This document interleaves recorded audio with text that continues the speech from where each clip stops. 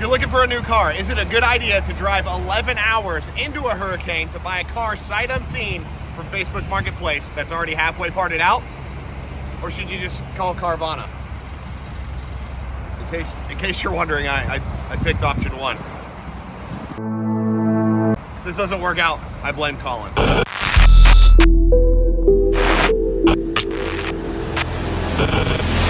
All right, to catch you guys up to where we are right now. About a month ago, I was supposed to fly to Eurotuning to do some promotional videos for Oktoberfest. You want to leader house it? And it didn't end up working out. Colin got sick right before I was supposed to go, so we postponed until this month. In between then and now, Colin and I send a lot of Facebook Marketplace ads to each other. Most recent one is this Porsche Cayenne Super Stretch Limo. Pretty sweet little deal there. Too bad we just bought that other limo. I send him an ad for the car we're going to look at here, Savannah, Georgia, kind of on the way to Eurotuning. And I say, hey, here's this semi-complete car. Would you be interested in getting involved in this as a project together? And he says, heck yes. So he gets a couple other companies involved and they are all on board. So basically at this point, everyone's on board except me. I'm getting cold feet. I gotta drive across the country or down the country. Just coming into North Carolina, welcome. I have all these feelings of anxiety and I'm just sitting there and I'm like, man, do I really want to do this? And then it clicks. These are all the same feelings I had when we were looking at the cheap R, trying to buy it on Copart. So I'm like, it's gotta be a good enough deal. We gotta do it. So anyways, here we are, we're in North Carolina, about halfway to Savannah, Georgia, where the car is. We're excited, we're anxious. We're driving straight into a hurricane. We'll see how it turns out.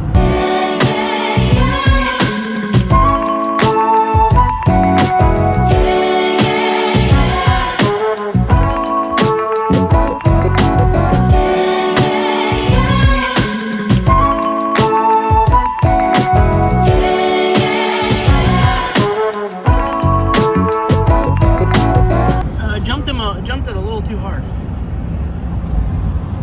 Jeez.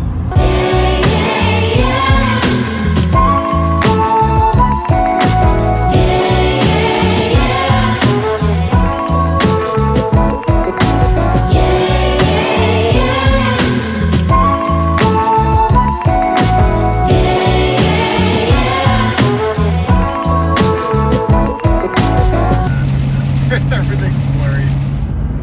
Okay, as if hurricanes weren't bad enough, we just get this thing that just says now there's a tornado watching our area. Spicy.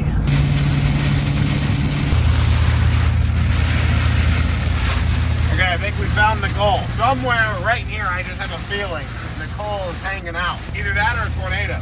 All right, guys, only about 20 minutes away from the car. We figured we'd stop and fuel up one more time. And it's a great opportunity to show you this trusty old steed. This is my 2003.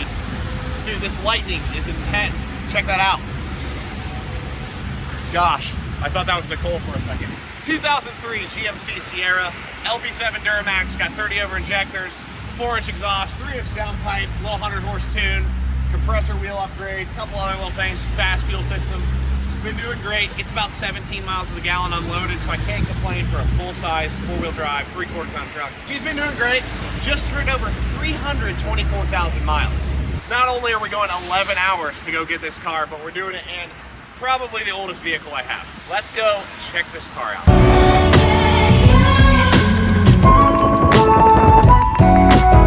Guys, I am pumped this happened. It's so much better than I could have even imagined. Here it is. We got another cheap Mark 6 Golf R, and this one might even outdo the cheap R that we have now. The story behind it is amazing. I am so pumped. It's better than I could have imagined. We just got here. We made sure the motor runs. Come in here, check this out. We have all kinds of insane parts here. You just go ahead and look at that for a minute. But we do have some things we have to button up. The car runs, it's pretty much complete. It's just not completely assembled. So you hear the term some assembly required. That's what we're looking at here. But it sounds great. Let's come around here. Our main big issue is there's no suspension in the car. We do have suspension on the way, but it wasn't here in time. So our interim solution to get this on a trailer is my buddy Anthony, Jammin' Adventures, Jim and Anthony from Jammin' Adventures. Check them out on YouTube. They gave me the stock struts from their Mark IV GTI. And so I have a hillbilly solution here that we're gonna put this strut in the knuckle like so, and then we're gonna extend this up with a strut plate on top, I've got big old vice grips. I'm just gonna clamp on here and try to hold this thing up off the ground just to get it on the trailer, because as soon as we get it to Euro tuning, we've got a very nice suspension to throw in this. In the rear, we have kind of the same thing going on. We have no springs in the rear or shocks. Same thing, we have suspension waiting at Euro tuning, not here with us now. We're gonna come up with some kind of wood block thing just to hold the rear up, and then we don't have a full set of wheels that hold air. So we brought our OE Talladegas from the Mark 6 Cheap R, the red car, and we're gonna bolt those on, and our goal now is to just get it on the trailer. We have a winch, we've got wood blocks, ramps, all that stuff, and it is full of parts. Like I said, it's a complete car, it's just not completely assembled. We've got everything you can see in here. Another cool thing is it has a P3 gauge. So he said one of the very first things he did to this when he got it was put a P3 gauge in it. I came in the door for his garage, saw one of our very old P3 stickers, and I'm like, my guy, this is awesome. So we fought the hurricane, we fought the rain, we lost AC in the truck, which was kind of a bummer, but everything's been going well, and this is one of those situations where it is so much better than you could ever have hoped. So we're gonna kind of maybe get some time lapses of trying to button this up because it is getting late. We're gonna get this thing on the trailer, load it up. I cannot wait to get this to Euro tuning. They are not gonna believe it. Right here is our temporary wood strut for the rear, but it's a little long. I want it to be as high as possible to get on the trailer. So I gotta cut it down, and then I'm gonna wedge it in to hold the back of the car.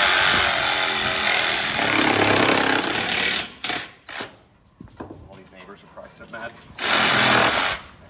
So we just got our wood strut installed. Just hillbilly fabbing this in here. That's wedged in there. We're at full droop right now. So as soon as this gets some weight on it, it's gonna hold the car almost as high as it can be, help us to get on the trailer easily, and then we can put a spring in there tomorrow.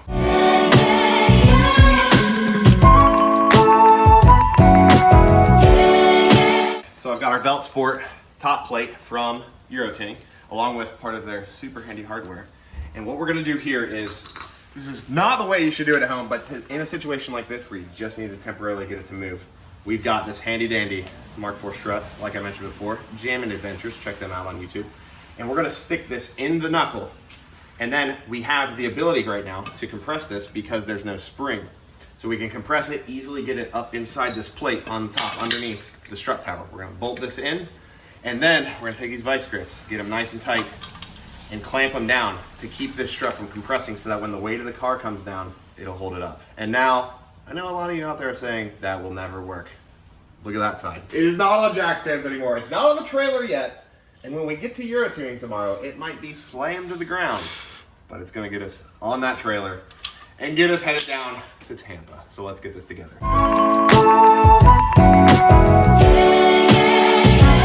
Okay, we got everything loaded up. We're gonna try and get the trailer turned about 90, backing in, throw our wood blocks down, which are buried under all the stuff. I just realized that.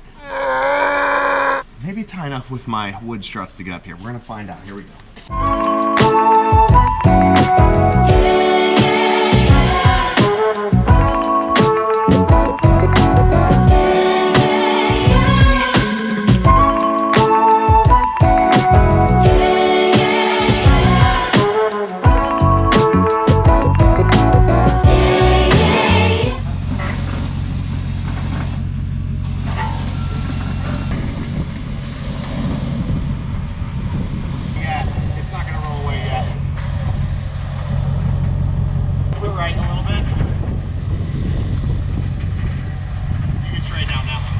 Guys, it's on the trailer.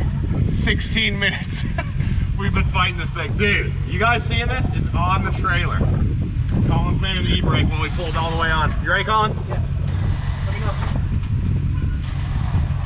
Watch yourself on the wheel well there. Yeah. Alright, the winch was all pulled to one side. See, look at the cable down there? It's starting to bind up, but we're on the trailer. We're running this in. Almost done. We're going to get this strap down. We're going to recap in the truck. AC's working again, by the way, which, thank you, Lord, that is amazing. It is hot in Georgia. And it's raining. And it's raining. And you have no... And I have no shoes. I forgot my shoes at home. That wasn't a gas station light. That was like...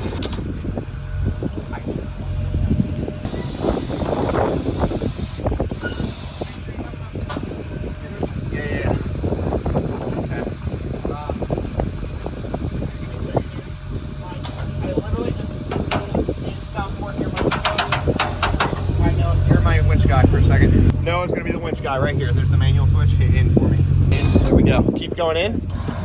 Yep, take the brake off a little bit. I got the car. Okay, go ahead and in, Noah.